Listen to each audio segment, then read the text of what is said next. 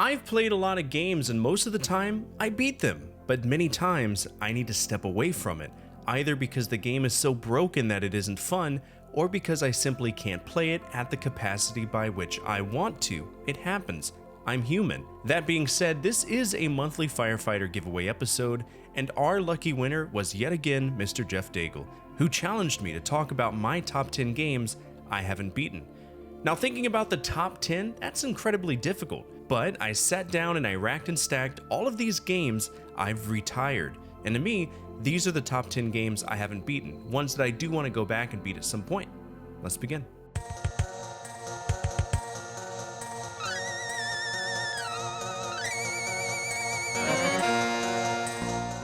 Been a hot minute since I complained about this one, huh? Yeah. For a little bit, this was a meme in my YouTube meta. It seemed like every topic I was discussing would inevitably lead me to discussing this shitty game. It's a great couch co-op, it's hard as hell, and I wouldn't recommend it to my worst enemy. But for some stupid ass reason, likely because it's addicting in its own stupid ass way, I do want to beat this. But the problem is, to beat this, I need to work alongside a friend and be on the same wavelength the entire time, because you have to beat this in one sitting, period dot. You need to make sure that you use your ammo accordingly because it's beyond easy to paint yourself into a corner. I say that lightly. It's more like painting yourself into a corner with the entire structure around you burning, right? That's how it feels. I've avoided checking out Ghoul Patrol because of how much this game pisses me off, but time will tell if I can beat it.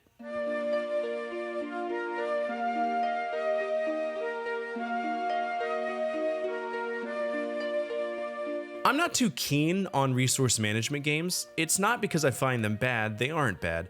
I just feel that my brain is wired in such a way that I can't figure out the bare minimums of these kind of games, the rules, right? I don't know if Anno is considered 4X. I don't believe it is. I know that Civ is, but I want to say Anno is all about resource management and city building. I want to beat this because, well, I'll be honest with you, I actually don't play it. In fact, this is one of my wife's favorite games, and having her pop on a stream to play it with me is always a treat, because we get a slight insight into who she is as a gamer. And she doesn't really tend to pop up that often unless I'm playing The Sims or Roller Coaster Tycoon or any Anno game. I try to make sure that she's there. Anno itself is a dope game, but I keep running into issues with trying to figure out how these trade routes work, which are pretty important to sustaining multiple colonies. Oh well. By the way, if you liked Anno in the past, you'll be pleased to know that this franchise still exists. The most recent game was Anno 1800 in 2019, but they do have another one announced for 2025, Anno 117 Pax Romana.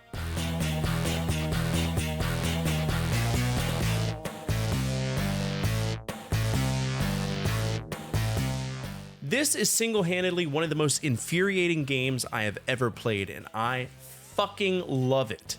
The Ooze is a gimmick game through and through, right? The plot is kind of messed up. We play as Dr. Kane, a scientist working for the corporation. He goes to his lab and uncovers a corporate conspiracy. The project is called Operation Omega, and his peers, they're all in on it. And logically, Dr. Kane wants to become a whistleblower. Well, the corporation pulls a Boeing and turns Dr. Kane into chemical soup, and thus the Ooze was born. Now, the whole game revolves around you being a literal pile of gunk, right? And because you're a pile of gunk, you are susceptible to things that would affect liquids, right? This game plays heavily on the concept of fluid dynamics, meaning that the biggest enemy in this game, I shit you not, are drains.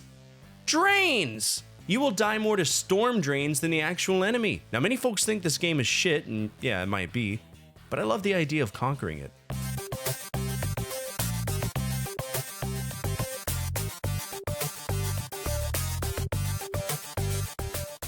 This was the first fighting game I ever streamed on the Genesis, so in some way it holds a special place in my heart. But goddamn, do I hate this game. I feel that you really need to have scuzzy tactics to try to beat the CPU, because the computer is much more of an asshole than all of the AI from Mortal Kombat combined. I don't know why it's so hard, but it is.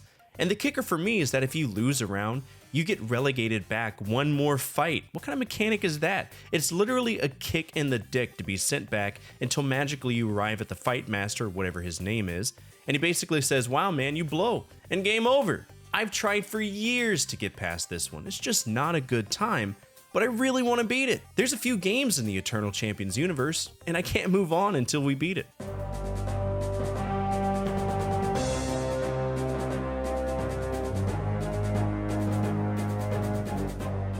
This was the first RTS game I ever played. Ever. And it kicked the shit out of me. I'm talking this game will run you over like Lawrence Taylor in his prime. Just destroyed! You might ask why. Well, this is an early attempt at making the RTS genre work, and unfortunately with the way it works, the computer, it knows where you are at any given time, which means they can send an astronomical amount of bullshit your way, and there's nothing you can do to deal with it. It's an unfair advantage. Now after Warcraft, I was told to check out StarCraft, to kind of compare the two to just see how far Blizzard made it in terms of RTS development, and yeah, StarCraft was eons better. Still difficult, but at least the unit management didn't feel like a chore, if that makes sense. I would like to go back and check it out because I've played so many RTS games since then, and while I know what to expect from companies that did it right, I want to manage those that did it wrong. What's your take on the OG Warcraft? I'd love to know down below.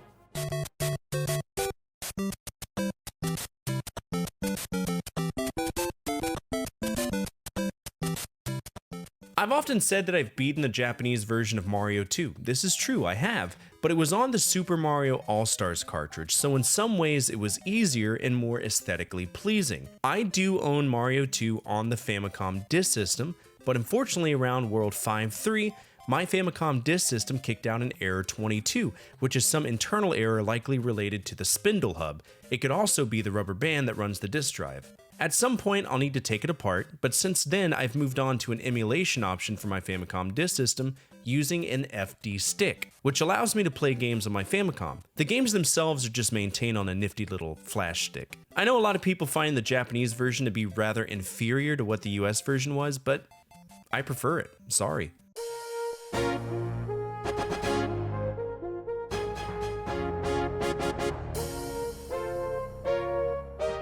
There was a period in time where I watched non-stop Let's Play commentary of Wing Commander, and I did that for all of the games.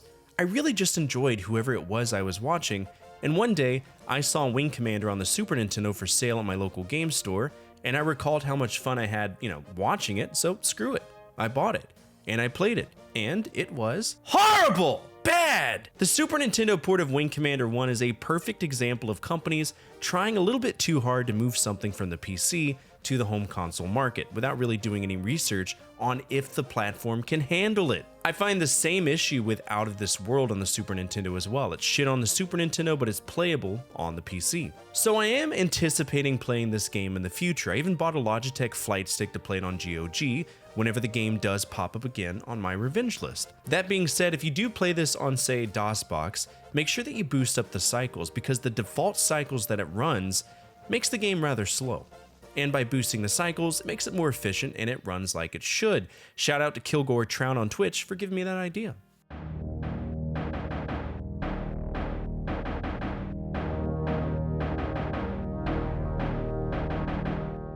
I have no clue where this fits in the lineage for Battletech or MechWarrior, but somehow I acquired it and then I played it. This is very much like the Strike series, if you've ever messed with Desert Strike, Urban Strike, Jungle Strike, the works, and it's tremendously fun. But it's also exceptionally unfair.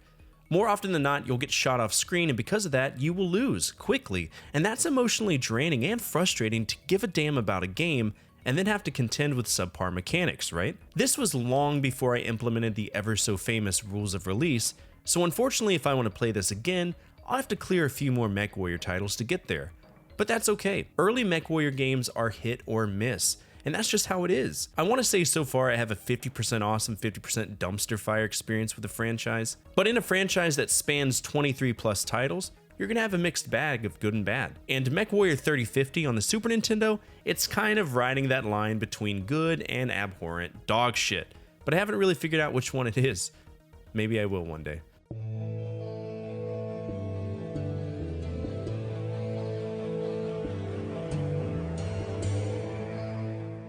I loved StarCraft. It was beyond refreshing to finally play an RTS that wasn't made with the intention of making you feel like a piece of shit human being, right? Warcraft, it's a mean game, and I do mean mean. Even talking about it right now has me all fired up. But Fort, you like StarCraft. Why is Brood War here? Well, to me, Brood War, even as an expansion, is stupid hard. But I respect that because it's not so much about the traditional RTS stuff, it's far more direct.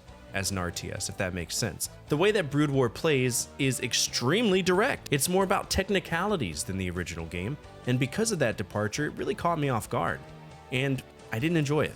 Every now and again, folks will call me out for giving up, and that inspires me a tad bit to return to it, but I don't know. I'd love to see how that little chapter ends, but I don't think I have it in me to commit to the 40+ hours of trial and error that it'll take.